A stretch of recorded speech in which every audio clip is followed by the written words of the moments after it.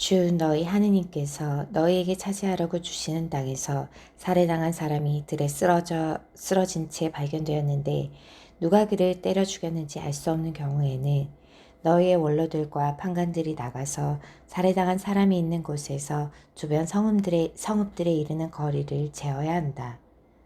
그러면 살해당한 사람에게서 가장 가까운 성읍이 있을 것이다. 그 성읍의 원로들은 아직 부린 적도 없고 멍에를 메워 끌어본 적도 없는 암송아지 한 마리를 끌고 와야 한다. 그리고 나서 성읍의 원로들은 늘 물이 흐르는 골짜기로 그 암송아지를 끌고 내려가 갈지도 씨 뿌리지도 않는 그 시냇가에서 암송아지의 목을 꺾어야 한다. 그런 다음에 레위 자손 사제들이 앞으로 나와야 한다. 주 너희 하느님께서 그들을 선택하시어 당신을 섬기고 주님의 이름으로 축복하게 하셨으며 그들의 판결에 따라 모든 송사와 폭력 사건이 해결될 것이기 때문이다. 살해당한 사람에게서 가장 가까이 있는 그 성읍의 원로들이 시냇가에서 목이 꺾인 암송아지 위에서 손을 씻고 이렇게 증언해야 한다. 저희의 손은 이 사람의 피를 흘리지 않았고 저희의 눈은 보지 못하였습니다. 주님, 당신께서 구해내신 당신 백성 이스라엘의 죄를 벗겨주시고 당신 백성 이스라엘 한 가운데에서 무죄한 피를 흘리지 않게 해주십시오. 그러면 그들은 그 피에 대한 책임을 벗게 된다. 이렇게 너희는 주님의 눈에 드는 옳은 일을 하여 너희 가운데에서 무죄한 이가 흘린 피에 대한 책임을 치워버려야 한다. 너희가 적과 싸우러 나갔을 때 주 너희 하느님께서 그들을 너희 손에 넘겨주시어 너희가 포로들을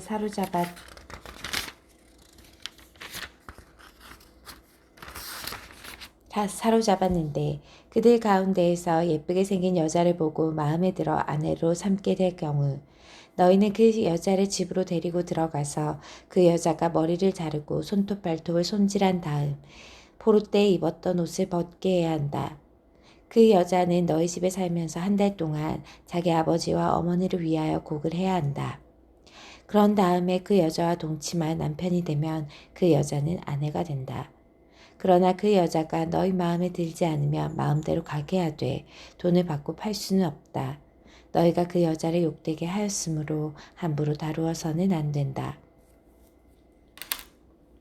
어떤 사람에게 아내가 둘 있는데 하나는 사랑을 받고 다른 하나는 미움을 받다가 사랑하는 여자와 미움받는 여자가 다 그 사람에게 아들을 낳아 주었을 때 맏아들이 미움받는 아내의 아들의 경우 그 사람이 아들들에게 재산을 물려주는 날 맏아들이 미움받는 여자의 아들 대신에 사랑받는 여자의 아들에게 장자권을 줄 수 없다. 미움받는 여자의 아들을 맏아들로 인정하여 그에게 자기의 모든 재산에서 두 몫을 주어야 한다. 그 아들이 자기 정력의 만물이며 그에게 맏아들의 권리가 있기 때문이다. 어떤 사람에게 고집이 셀 뿐더러 반항만 하며 아버지의 말이나 어머니의 말을 들으려 하지 않고 부모가 꾸짖어도 듣지 않는 아들이 있을 경우 그의 아버지와 어머니는 그를 붙잡고 그가 사는 성읍의 성문으로 원로들에게 데리고 가서 그들에게 이 우리 아들은 고집이 셀 뿐더러 반항만 하며 우리 말을 듣지 않는 데다가 방탕하이고 술꾼입니다 하고 말해야 한다. 그러면 그 성읍의 남자들이 모두 그에게 돌을 던져 죽여야 한다. 그렇게 너희는 너희 가운데서 악을 치워버려야 한다. 온 이스라엘은 그것을 듣고 두려워할 것이다. 죽을 죄를 지어서 처형된 사람을 나무에 매달 경우 그 주검을 밤새도록 나무에 매달아 두어서는 안 된다. 반드시 그날로 묻어야 한다. 나무에 매달린 사람은 하느님의 저주를 받은 자이기 때문이다. 너희는 주 너희 하느님께서 너희에게 상속재산으로 주시는 땅을 부정하게 만들어서는 안 된다. 22장 너희는 동족의 소나 양이 헤매고 있는 것을 보거든 그것들을 모르는 채 하지 말고 반드시 너희 동족에게 데려다 주어야 한다. 너희 동족이 가까이 살지 않거나 너희가 그를 알지 못하거든 그 짐승을 너희 집으로 끌고 가서 너희 동족이 그것을 찾으러 올 때까지 데리고 있다가 그에게 돌려주어야 한다. 너희 동족의 나귀도 그렇게 하고 그의 겉옷도 그렇게 해야 한다. 너희 동족이 잃은 것은 무엇이든지 너희가 발견하면 그렇게 하고 그것들을 모르는 채 해서는 안 된다. 너희는 너희 동족의 나귀나 소가 길에 넘어져 있는 것을 보거든 그것들을 모르는 채 하지 말고 반드시 너희 동족을 거두어 일으켜 주어야 한다.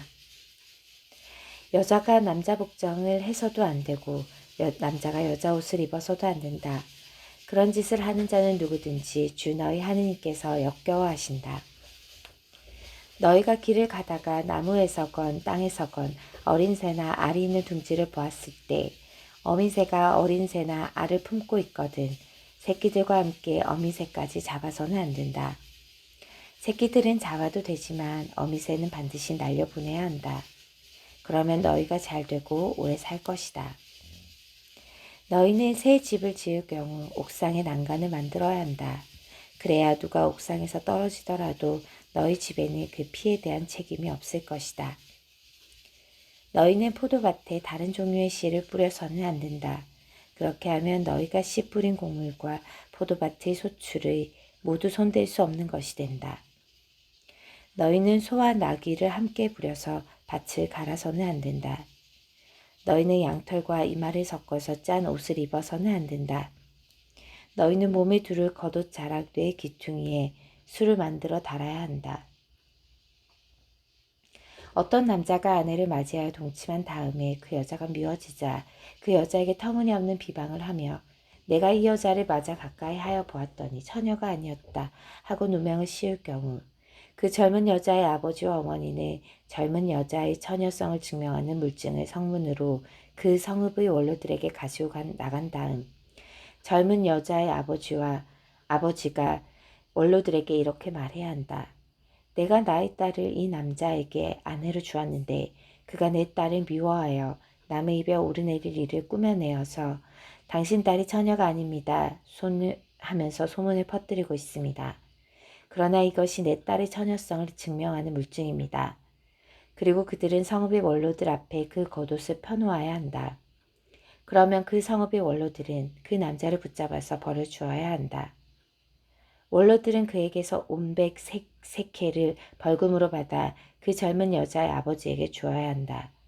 그것은 그 남자가 이스라엘의 처녀에게 누명을 씌웠기 때문이다. 그런 다음에 그 여자는 계속 그의 아내로 남고 그는 평생 그 여자를 내보낼 수 없다. 그러나 그 일이 사실이어서 그 젊은 여자의 처녀성이 증명되지 않으면 그 여자를 제 아버지의 집 대문으로 끌어내어 그 성읍의 남자들이 그 여자에게 돌을 던져 죽여야 한다. 그 여자가 제 아버지의 집에서 음행을 하여 이스라엘에서 추잡한 짓을 하였기 때문이다. 이렇게 너희는 너희 가운데에서 악을 치워버려야 한다. 어떤 남자가 남편이 있는 여자와 동침하다가 들켰을 경우 동침한 그 남자와 여자 두 사람 다 죽어야 한다. 이렇게 너희는 이스라엘에서 악을 치워버려야 한다. 어떤 젊은 여자가 한 남자와 약혼을 하였는데 성읍 안에서 다른 남자가 그 여자와 만나 동침하였을 경우 너희는 두 사람을 다 그 성읍의 성문으로 끌어내어 그들에게 돌을 던져 죽여야 한다. 그 처녀는 성읍 안에 있으면서도 고함을 지르지 않았기 때문이고 그 남자는 이웃의 아내를 욕보였기 때문이다. 이렇게 너희는 너희 가운데에서 악을 치워버려야 한다. 그러나 그 남자가 약혼한 그 젊은 여자를 들에서 만나 그 여자를 강제로 붙잡아 동침하였을 경우 그 여자와 동침한 남자만 죽여야 한다. 그 젊은 여자에게는 죽을 죄가 없으므로 너희는 그 여자에게 아무것도 해서는 안 된다. 이 경우는 어떤 사람이 이웃에게 덤벼들어 그를 죽이는 것과 같기 때문이다. 또한 남자가 그 약혼한 젊은 여자를 만난 곳을 들이었으므로 여자가 고함을 질렀다 하더라도 구해줄 사람이 없었기 때문이다. 어떤 남자가 약혼하지 않은 젊은 처녀를 만나 그 여자를 붙들어 동침하였다가 들켰을 경우 그 여자와 동침한 남자는 그 젊은 여자의 아버지에게 은 50케를 세케를 주어야 한다. 그가 그 여자를 욕보였으므로 그 여자는 그의 아내가 되고 그는 평생 그 여자를 내보낼 수 없다. 아멘.